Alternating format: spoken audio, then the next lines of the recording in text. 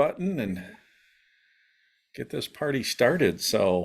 Well, this is going to be a small, intimate discussion tonight about call shy elk and whether I think elk are call shy. Oh, see that? Now that I hit record and started talking, we'll wait for Mr. Jim to come in. Well, I hit admit. I didn't hit decline. Oh, here he comes. Uh, uh, uh. Three dots are Okay, dancing. Jim. Huh? Okay, Jim. Yeah, I gotta wait. Well, it's Connecting, checked. connecting to audio. So he's connected now. Uh-huh. His mute button's on though.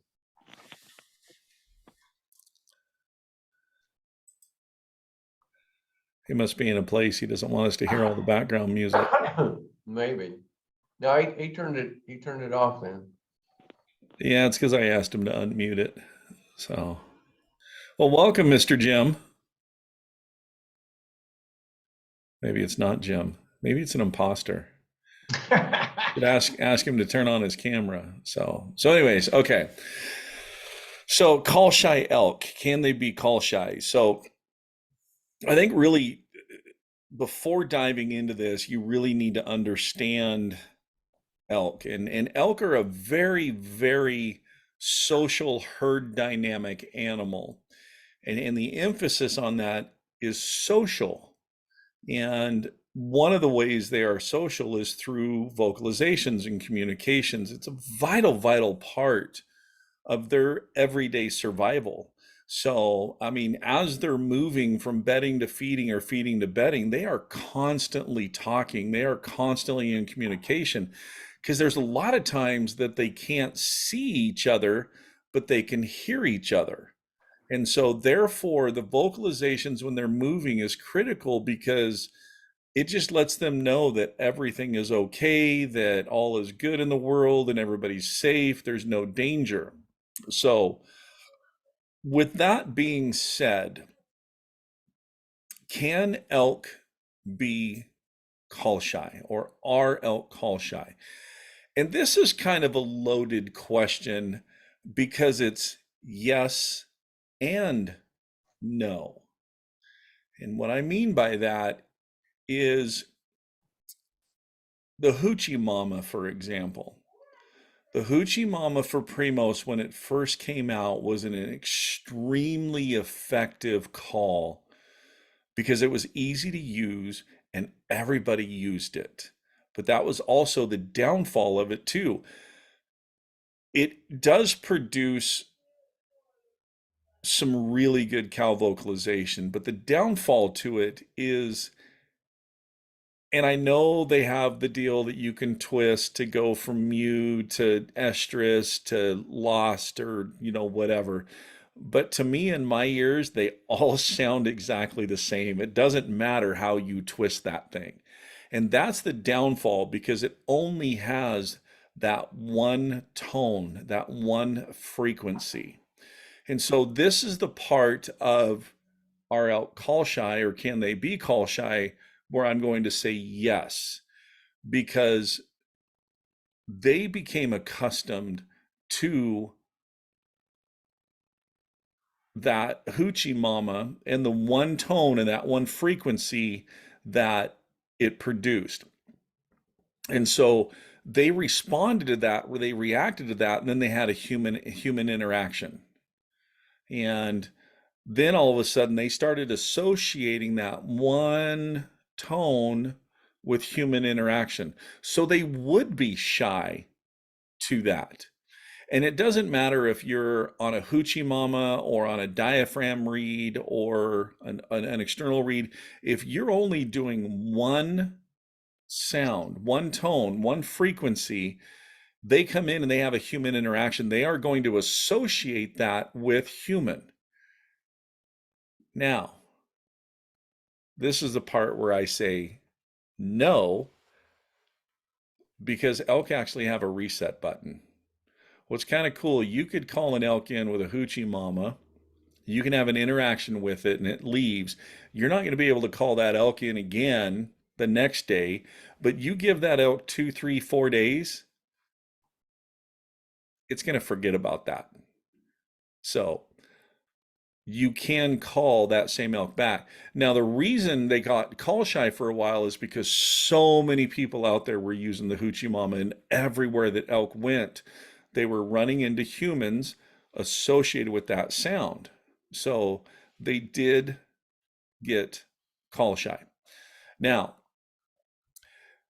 in your setups, if you're varying your tones, you're doing a lot of different cow sounds, some low, some high, some long, some short.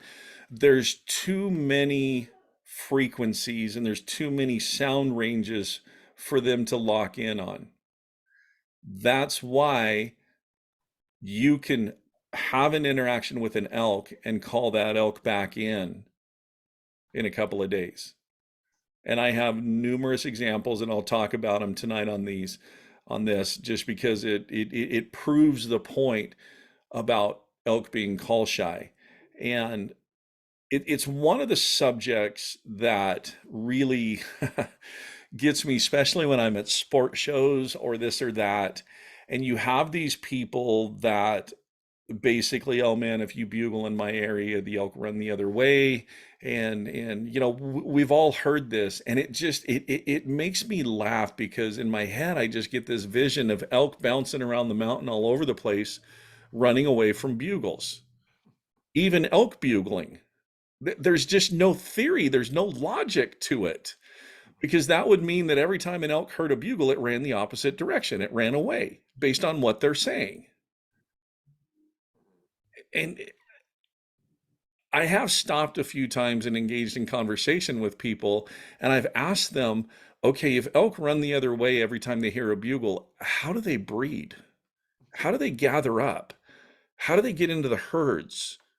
Because by your theory, you have individual elk running every single different direction in your area, because every single one of them is running away from a bugle.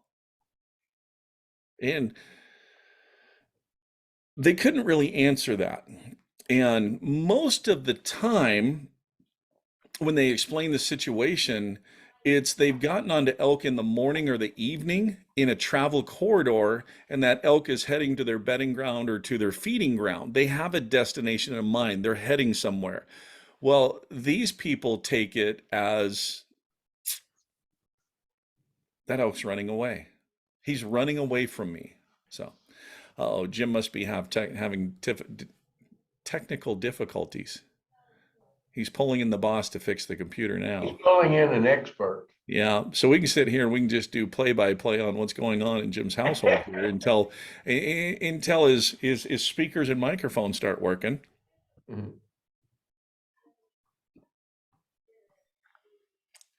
So, or I can just wait until he connects audio, and then I was like, all right, guys, really appreciate you guys jumping on tonight. Have a good night. Jim, glad you could make it. So now we won't do that to him. So, okay. So, um,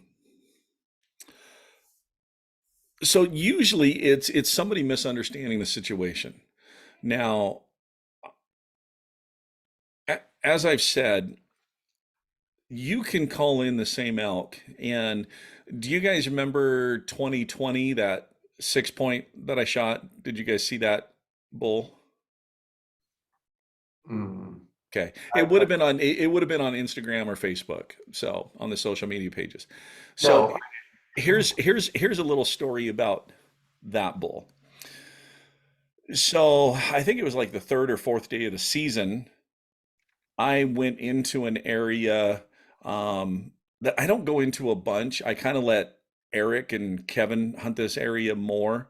Um, but I decided to just go in there because it's an area that I had found with um, Eric when we first moved over into this new area. And I went in there and set up and started calling, and I called in this bull and didn't get a shot at him, but I got him into 35 yards. And he was very, very unique because his G1s came out and then curved forward and they were almost touching. So very, very distinguishable bull because of that trait right there. So if his left one was just a little bit shorter, and I was like, man, that would have been really cool if that would have continued growing when it was in velvet and they would have joined into one solid point. And that would have been really, really cool. He's about a quarter of an inch short of those two coming together. So um so I called him in third or fourth day of the season, and then middle of the season, I was back in there with one of my hunting partners in the exact same spot, and I called this bull in again to 35 yards. He couldn't get a shot at him. Just the way the bull came in and stopped, there was brush. So then at the end of the season, went back in there again, and I actually had two shooters set up because I've already had two encounters with this bull. I knew his pattern, and this was first of the morning, so I knew his pattern rolling off the top and how he came down in there. So I set up two shooters to basically catch him coming in on the same path. 90% of the way down, he came the exact same path, and then he hit a different trail for the last little bit. And that last trail put him outside of shot range for the two shooters, but put him right into my stinking lap. So three times in one season calling that same bull in. So yes, had human interactions the first two times, but there was a few days in between them that he had a chance to reset. And plus, I was doing the breeding sequence. Hang on, wait. Oh, ah. So Does that work? yeah, it works. We can hear you and see. We've just been sitting here giving play-by-play about you and your wife getting your computer going. I know, I heard you. I don't know Oh, what you heard happened. me? I don't charge much for this service. She doesn't charge much for the service, so there you go. Come on, Wilson. Yeah. I don't know what happened. It was a completely different screen, and somehow I could not get the microphone turned on. Oh. We had to go through the whole computer screen to try to turn this microphone on. It was ridiculous. I don't know. That was weird. Well, we got you. So, Okay. all right. So we're talking about call shy elk, but you said Oh, I could hear everything. So I could hear okay. everything you were talking about. So another example.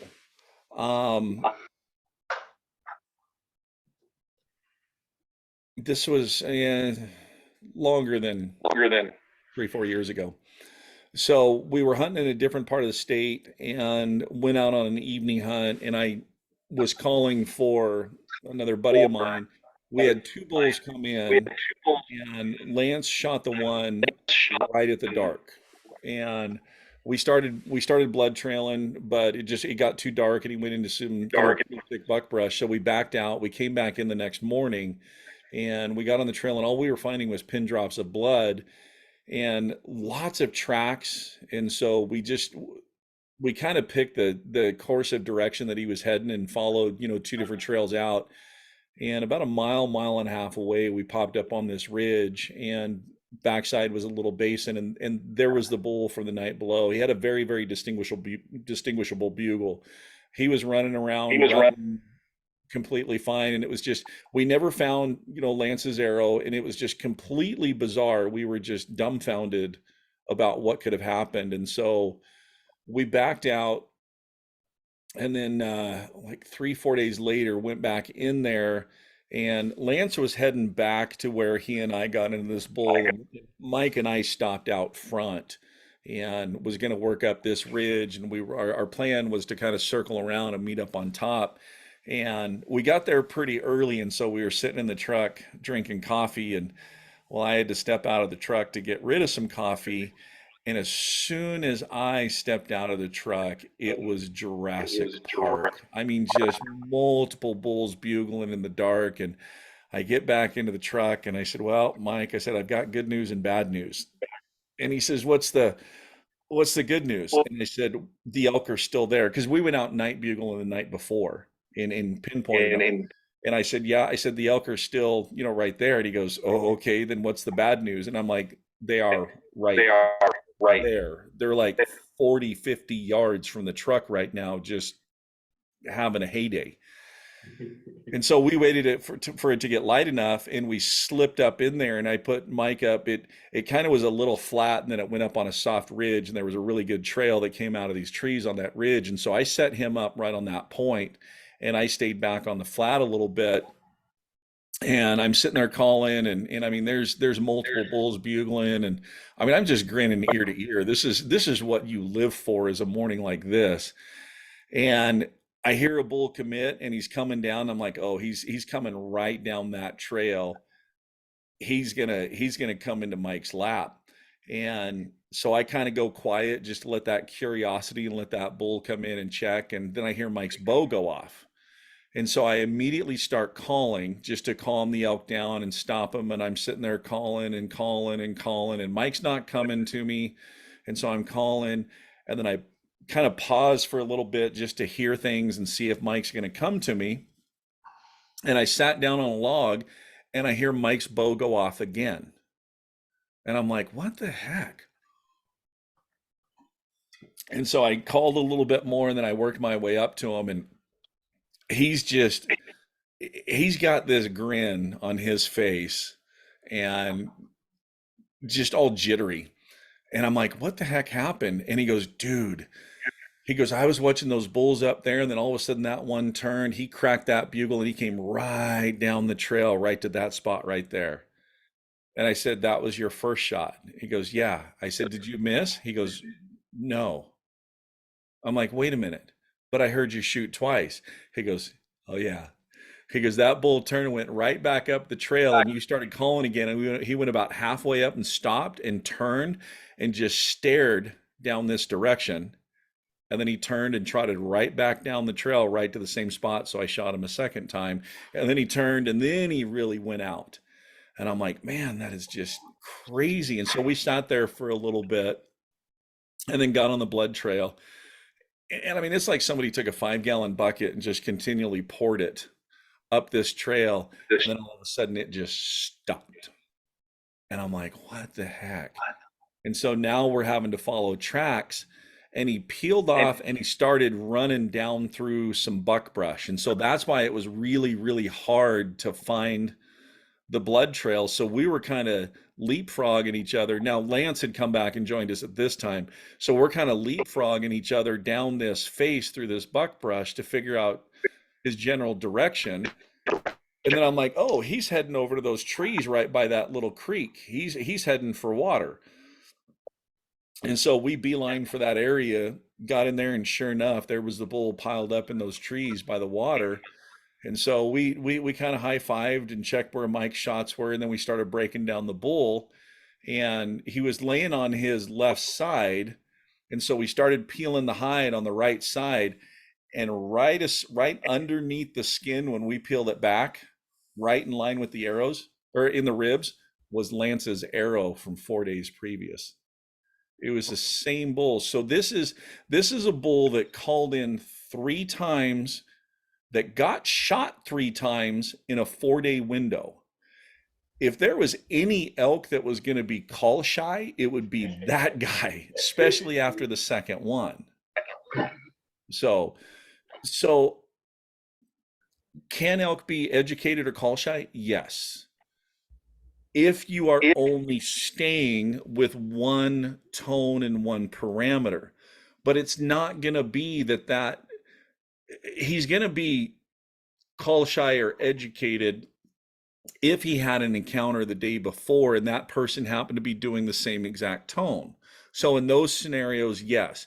But if you're out there varying your sounds and calling like an elk and sounding like an elk with all the different pitches and tones and variations, there's too much for them to focus on to associate with a human. They just think it's more elk because it's natural sounds that they hear every day of their life, with them being such a social herd animal.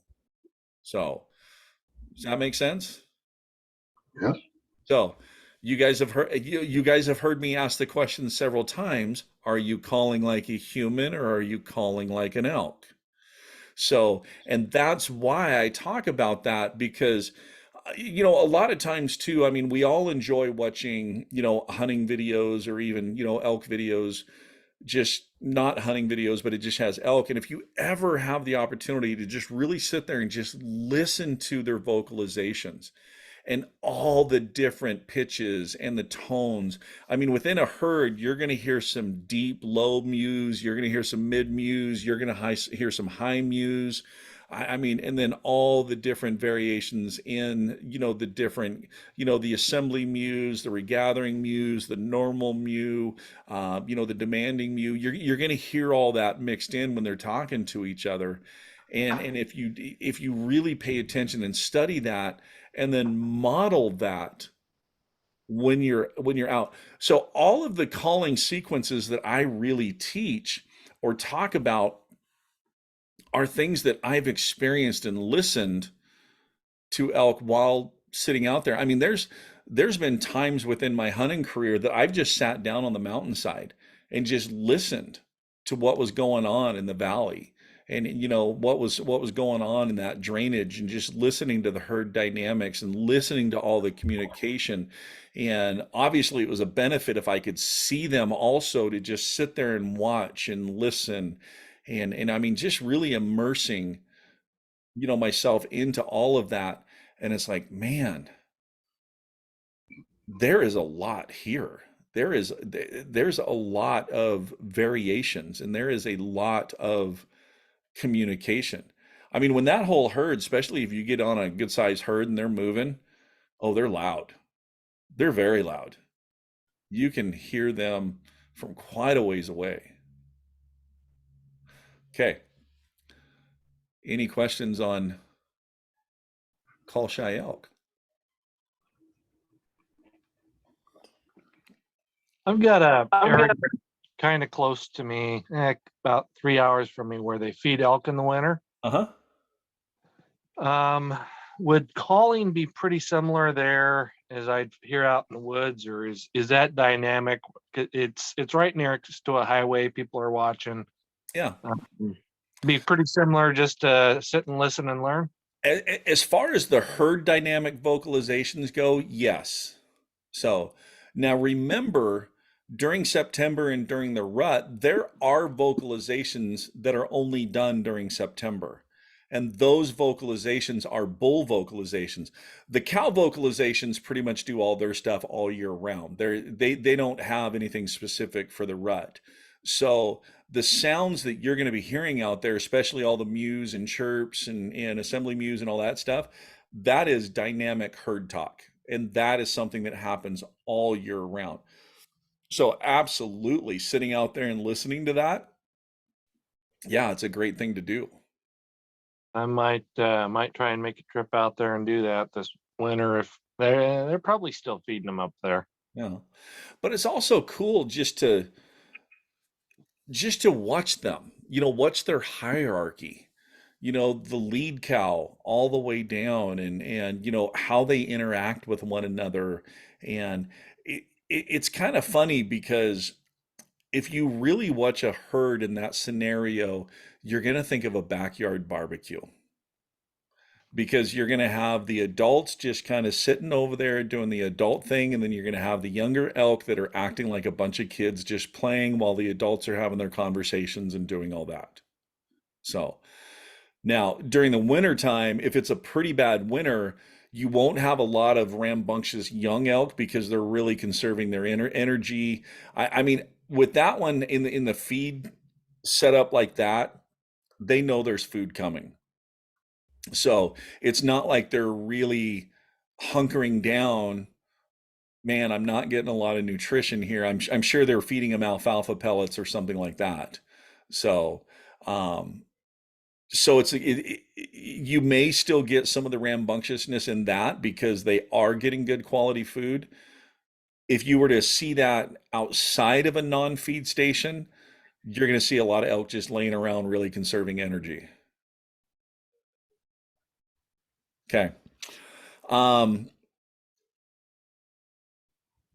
another example of lack of call shy elk. So that happened this year. So I was riding the Baku e-bike into a new area.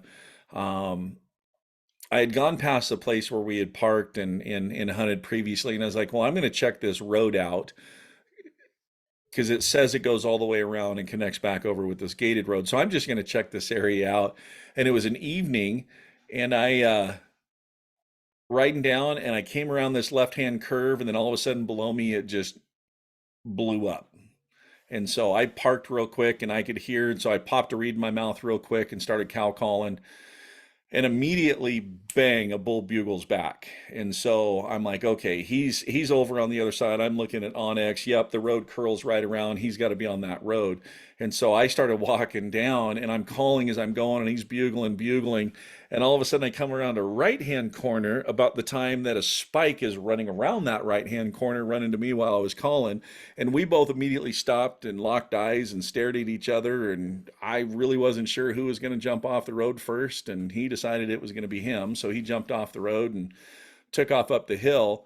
And so I'm checking the wind, and I'm like, well, man, if that bull decides to get off that road and dip down in the creek bottom, he's going to catch my scent. So I need to circle back around and circle underneath him. So I went back to where they busted from, went down that ridge and got on his level.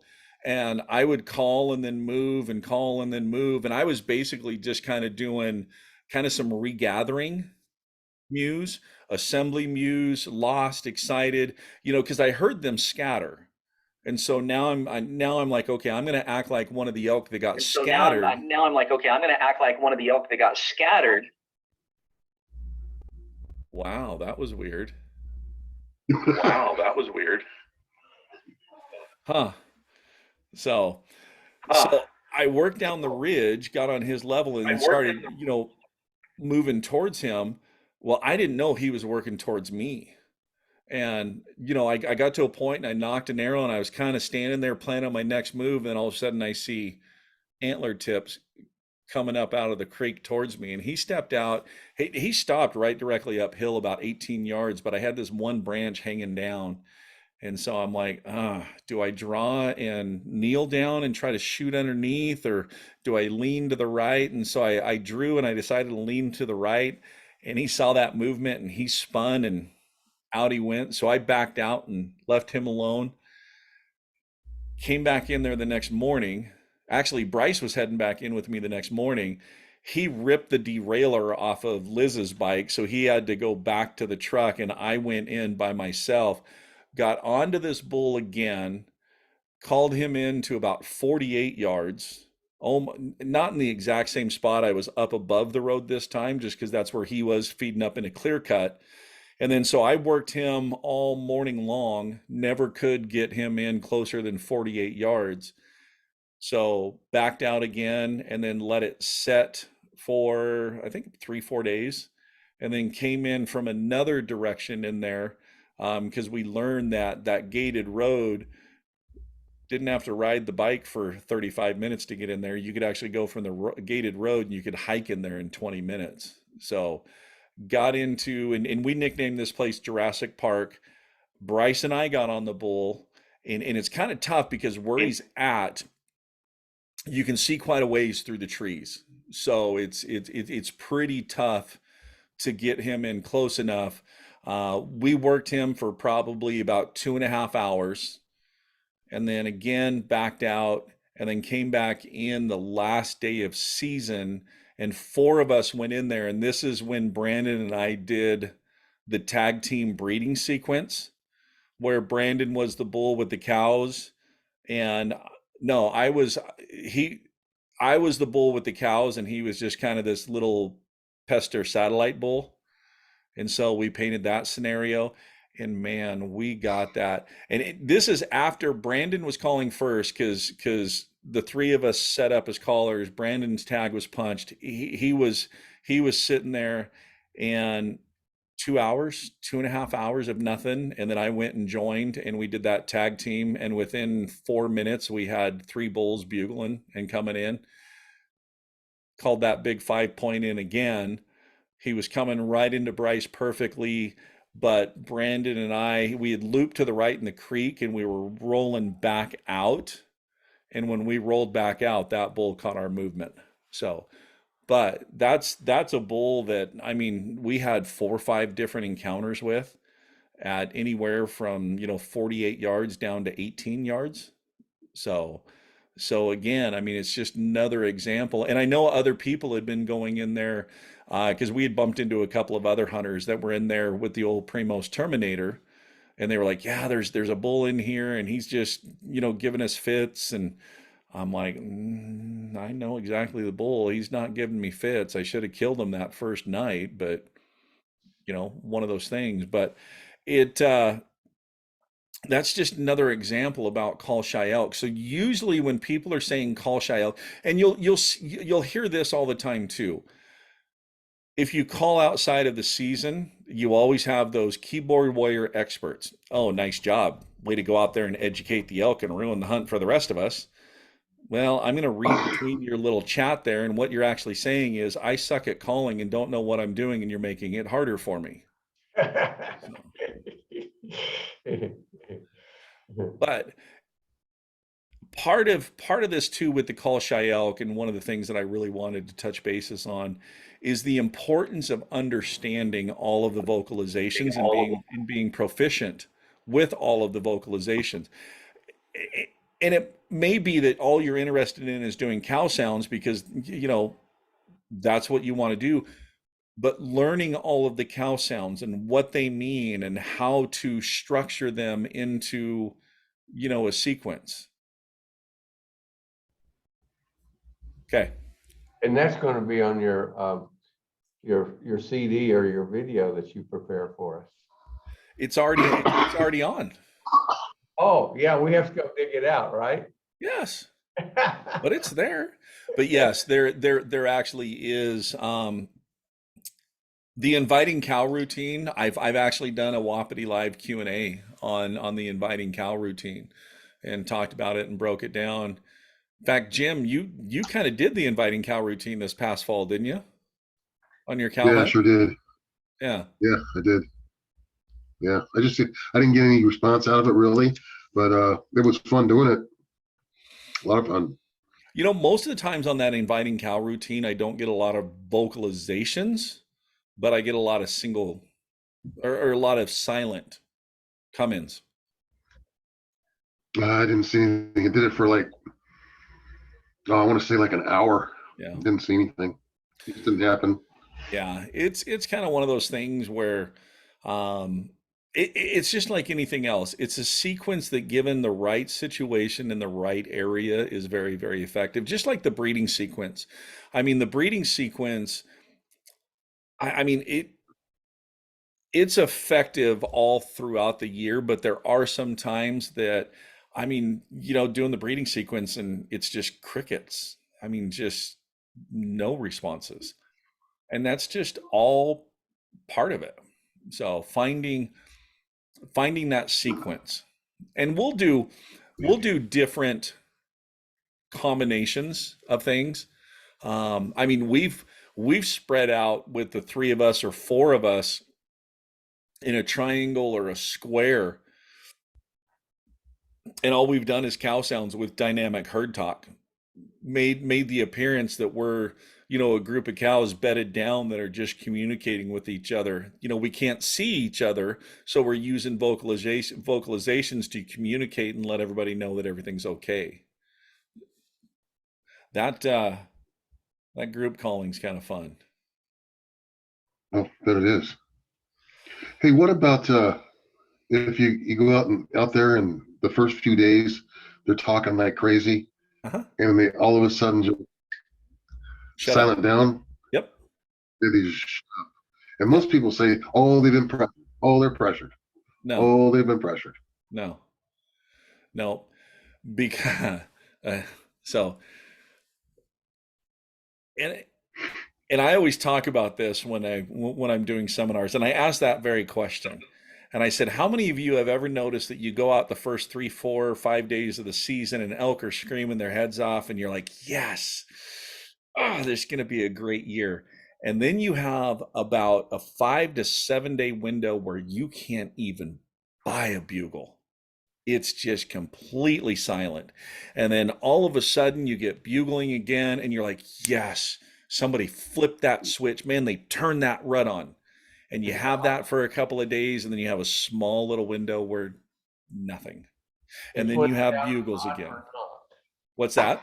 Cows either hot or not. If hot cows are going to talk, right? Later on, yes. So the first part of the season, it's those bulls are competing and establishing pecking order, and they're establishing for cows and getting their herds put together. And so you have the bugling action. Now, when you get that first window of silence, it's because they have their herds, they have them established, they've moved into their rutting areas, and now they're just waiting for that first cow to come into estrus. Mm.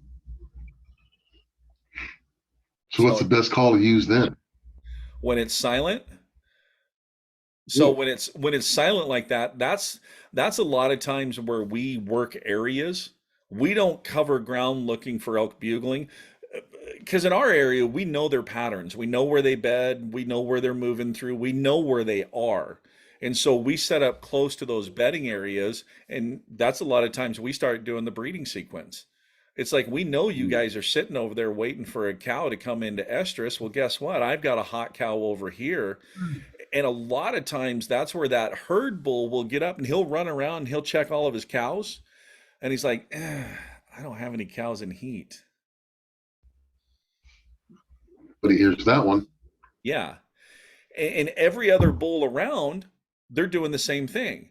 So they're like, man, I don't have any cows in estrus. I'm not making any sound. Nobody knows where I'm at. So I can leave my cows safely and go check out what's going on over there. And maybe I can get a chance to breed her because I don't have to worry about, that satellite bull sneaking in to steal my cows because they already know all the attention is over there on me and my herd and what we're doing.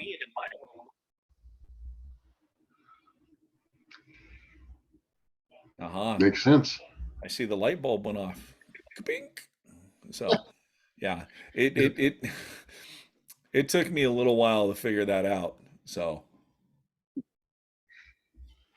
because there for a lot of years, I still covered a lot of ground during that quiet period just to find that bull that was going to be responsive, find that one that's bugling, and that's how I got that nickname, One More Ridge, because damn it, I knew on the backside of that ridge over there was a bull bugling. And then as soon as I got over there, well, he must have gone down and gone up the other side and gone over the ridge, and now he's over in that other drainage. So just one more ridge. So eventually, one more ridge, we're gonna find him. We're gonna find where he stopped and where he's bugling. No, we did 18 to 20 miles that day in rough up and down country in the back country of Idaho, and we never found that sucker that was bugling. He just avoided us all day long. Mm. And then that's when it was, I've told the story about where I'm sitting on top of that high ridge and just dawned on me how many freaking elk have I walked by today? How many elk am I walking by going to find one? So, and Yeah. that's when I stopped and started working areas more, especially when they're quiet. When they're quiet, you got to work areas. Don't work elk, work areas. Be a lot more patient. You're 45 doing hour-long setups and then, moving to where the topography changes or the trees change, where your sound didn't reach and set up and do it again. So those Yeah, you aren't, got nothing else to do. yeah, That's what you're exactly. doing. Yeah. So, Like you got to go to work. yeah, I mean, what are you gonna do? Pull out the hammock and take a nap? I mean, we do that later on when we know, oh, trust me, Sandy, I love my naps on the mountainside in the hammock. They're they're, they're very important to me. In fact, hey, I read an interesting fact the other day that individuals that nap at least 3 times a week are less likely to have cardiac arrest or heart conditions. Woohoo! Mhm. Oh. Hmm. Gotta find me a good hammock before next season. I will actually. So the one I have, it's actually the one everybody in our camp has. It's parachute material. they're XL. I will actually put them on the page with a link over to Amazon. They're They're great. I got one. Yeah, uh, I got one. They're great. yeah, what is the brand? Anyways, yeah, I'll pop a link in there. They compact down to about that big. They come with their tree straps. They are very large. You got plenty of Yeah, room in you them. get you put a link up before, and I got one. The thing's awesome. It's great. Did It's I huge. You post can put a link for them before? a Okay. long time ago. You did. Yeah, I thought I did. So Yep. Yep. yeah, it's something outfitters or something like that, if I remember right. So I can't remember what it is. I yeah, got out my trailer. yeah.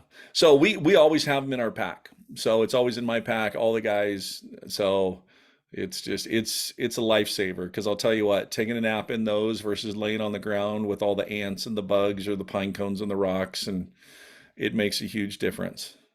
Absolutely. So all right, guys. Well, that's what I had tonight for Call Shy Elk. Any other questions? Nope. Okay. Now, by the way, this was one of the things you guys asked for. This was a topic that I talked about 5 years ago in one of the first Wapiti Wednesday live Q and I A's. We've do. I do remember this. I do remember this. Yeah, it was 5 years ago. I actually I got up this morning and was like, okay, we've covered the calling clinic, we've covered the e-scouting. So I haven't hit this yet. So I got up this morning and jumped on YouTube and went back and I was like, holy crap, 5 years. This all started I 5 years ago. I don't think I've been here Years. 5 years, right? I think Yeah. I've been here a couple. Well, and because see, when I first started, Larry, I was just doing Wapiti Live Q and A's every Wednesday, On and Facebook. would do live on YouTube, Facebook, and Instagram public. And I mean, there would be thousands of people that would jump on as it started growing. Oh my. And then that's when I kind of morphed into over here with the Patreon and this and that.